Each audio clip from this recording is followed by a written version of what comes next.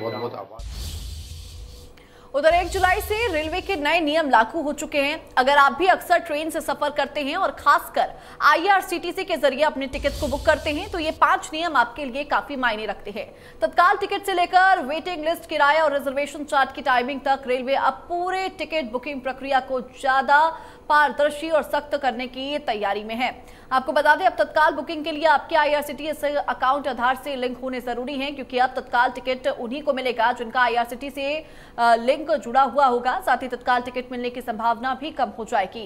Railway ने ticket की सुरक्षा और फर्जी बुकिंग रोकने के लिए एक और बड़ा कदम उठाया। 15 जुलाई से जब आप टिकट बुक करेंगे तो आधार से जुड़े मोबाइल नंबर पर एक OTP आएगा। इस OTP को भरे बिना टिकट नहीं मिल पाएगा।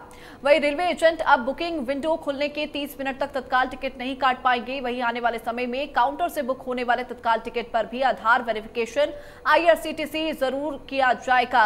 जुलाई से रेलवे ने टिकट किराए में भी मामूली बढ़ोतरी की है। अब नॉन AC क्लास के किराए में 1 पैसे प्रति किलोमीटर और AC क्लास के किराए में 2 पैसे प्रति किलोमीटर बढ़ा दिया गया है।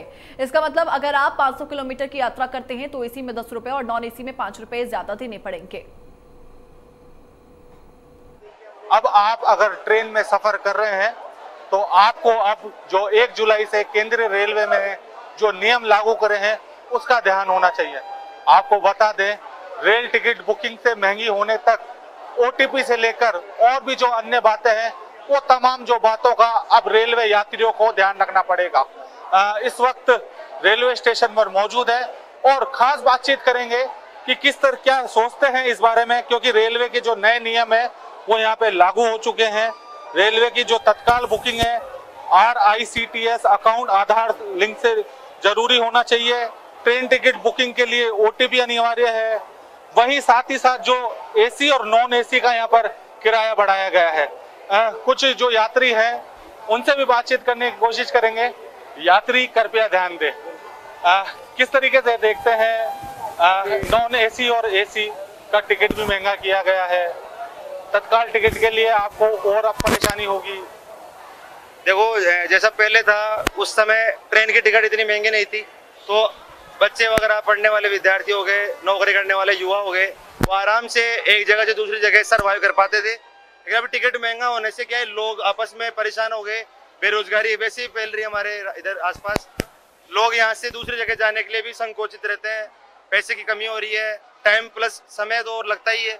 अब आजकल के युवाओं को आगे बढ़ने के लिए हमें सपोर्ट करना चाहिए, गवर्नमेंट को थोड़ा सपोर्ट करना चाहिए। कम से कम स्टूडेंटों को तो छूट देनी चाहिए। ट्रेन में किसी प्रकार की छूट नहीं है, कोई टिकट का वही है सिस्टम। और तत्काल में बुक करवाते हैं तो भी बुक नहीं होती है, वेटिंग दिखाता है। ऐसा क्या है कि ये सिस्टम बहुत गलत चल रहा है हमारे। तो हमारी गवर्नमेंट से गुजारिश है कि थोड़े टिकट को कम किया जाए। और रेलवे की RICTS से लिंक जरूरी होना चाहिए तत्काल बुकिंग के लिए।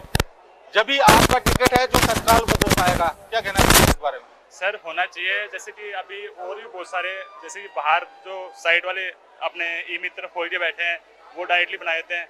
इससे ये डायरेक्टली ये हो रहा फायदा अपने कि डायरेक्टली हम यहाँ पर आके ही बना पाएंगे। वेटिंग टिकट के लिए भी लिमिट तय की गई है। क्या सोचते हैं केंद्र के इस फैसले से? पहले तो में ये था कि अपन आके बैठ सकते थे सीट पे, पर अब ये हुआ है कि अब डायरेक्टली कैंसिल हो जाती है और रिफंड में भी पैसा थोड़ा सा कम आता है अपने पास में। बहुत परेशानी है इससे। जी देखिए, पहले जब चार्ट बनता था ट्रेन का, जो रिजर्वेशन करवाते थे, अब 8 घंटे पहले वो चार्ट है वो यहाँ पे सीधे तौर पर बनता हुआ नजर आएगा। क्या कहना चाहेंगे? 8 घंटे पहले जो है चार्ट बनता था टिकट का, रेलवे स्टेशन पे जो चार्ट लगता था ट्रेन पर, क्या कहना चाहेंगे उसके लिए?